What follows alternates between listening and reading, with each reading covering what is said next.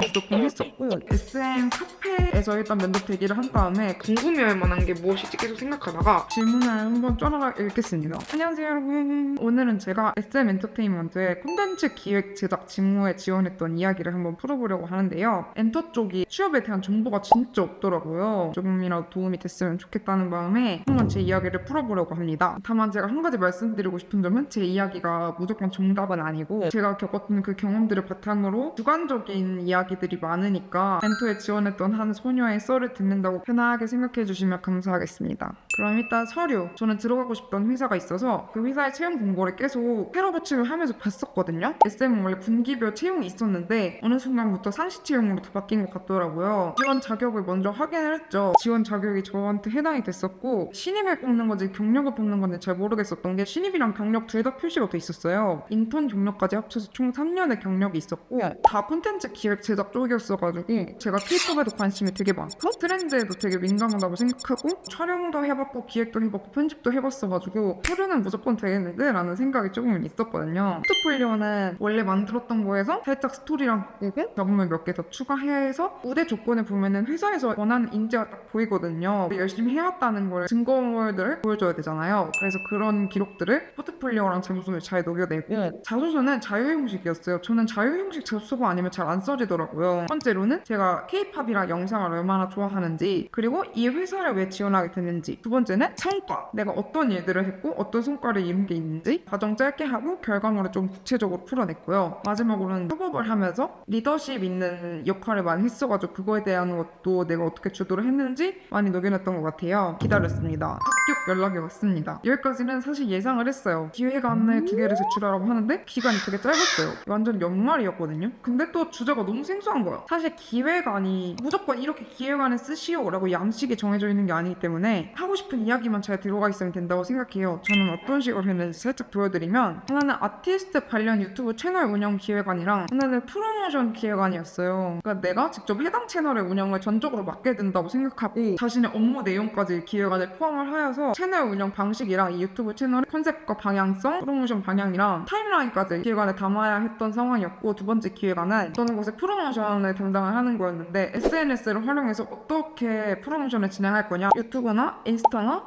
X나 2개 이상의 서비스를 이용해서 프로모션을 해봐라. 처음에는 분석을 했어요. 시장 분석. 일단 유튜브 채널을 운영을 해야 되니까 유튜브 트렌드에 대한 리서치를 자료 조사를 했고 다음으로 이 채널에 대한 분석을 조금 했어요. 어떤 점이 강점이고 어떤 점이 약점인지 장점을 극대화하고 단점을 보완할 채널 강화 방향성에 대한 기획안을 작성을 했습니다. 첫 번째는 유튜버를 이런 컨셉으로 탈바꿈하면 좋겠다. 리브랜딩하면 좋겠다. 스왓 분석 같은 거 있잖아요. 기획안 쓸 때 타사의 자체 콘텐츠와 SM 자체 콘텐츠를 비교를 하는 건데 단순히 조회수만 비교하는 게 아니라 이 회사에서는 이런 컨셉으로 하는데 이 정도 품이 들어서 우리도 이런 걸 해보면 좋을 것 같다. 이런 건 이런 식으로 편집된 것 같다. 이런 식으로 얘기를 했고 전후 에즈이즈랑 투비 썸네일이라든지 SNS 커버 사진이라든지 다 제작을 해서 전후가 조금 더 극대화될 수 있게 했고요. 디자인 능력이 막 뛰어나지 않더라도 뭐 예를 들면 썸네일을 조금 강화했으면 좋겠습니다 라는 생각이 들면 강화를 어떻게 할 것인지 치나 폰트나 색깔이나 손그림이라도 그래서 제출하는 걸 추천드리고요. 그리고 사람들이 얼마나 이런 콘텐츠에 대한 니즈가 있는지 나만의 생각이 아닌 것을 보여주기 위해서 댓글 반응 같은 거나 커뮤니티 반응 같은 것도 몇 개 첨부를 했습니다. 이런 식으로 기획안을 작성을 했던 것 같아요.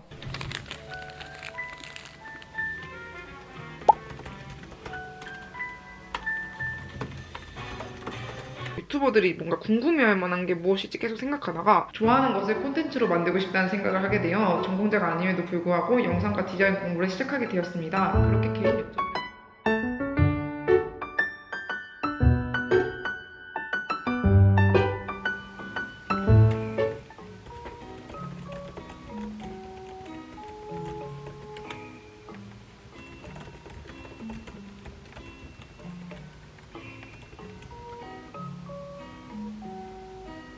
기획안을 내고 3일 뒤에 면접을 보러 갔는데 저는 혼자 들어갔고 그 SM 카페에서 일단 면접 대기를 한 다음에 회의실 같은 곳으로 안내를 받고 있었고 회의실에 들어가서 면접을 봤어요. 면접관이 4분 계셨고 저는 혼자였습니다. 저는 한 번도 면접에 정장 입고 본 적이 없었거든요. 직무랑 회사 특성상 정장을 입는 곳이 잘 없긴 한데 스엠은 계속 정장을 입고 본다고 해요. 그래서 정장을 저는 대여를 해서 갔는데 진짜 괜찮았던 정장 대여집이 있어가지고 여기 한번 띄워드릴게요. 상태도 깔끔하고 서비스도 주시고 처음에 자기소개를 당연히 했어요. 자기소개는 저는 원래부터 해왔던 1분 자기소개 멘트가 있어서 그대로 했고요. 기획안에 대해 발표하는 시간은 따로 없었고 질문은 있었거든요. 질문을 한번 쫙 읽겠습니다. 내가 좋아하는 아티스트가 아니어도 괜찮느냐? 당연히 괜찮다 했죠. 과제는 어땠냐? 하면서 어려운 점 있었냐? 솔직하게 얘기했습니다. 뭐 이런 부분이 어려웠다 하고 솔직하게 말씀드렸고 아티스트의 특정 곡을 주고 이 노래로 어떤 콘텐츠를 만들 수 있을까? 솔직히 저는 그 노래를 잘 몰랐거든요. 대충 다 들어보긴 했어요. 평소에 콘텐츠들을 봐왔던 그런 기억들을 떠올리면서 좀 얼렁뚱땅하게 말을 하긴 했어요. 영상을 재가공하는 거 말고 구현도 잘 하냐?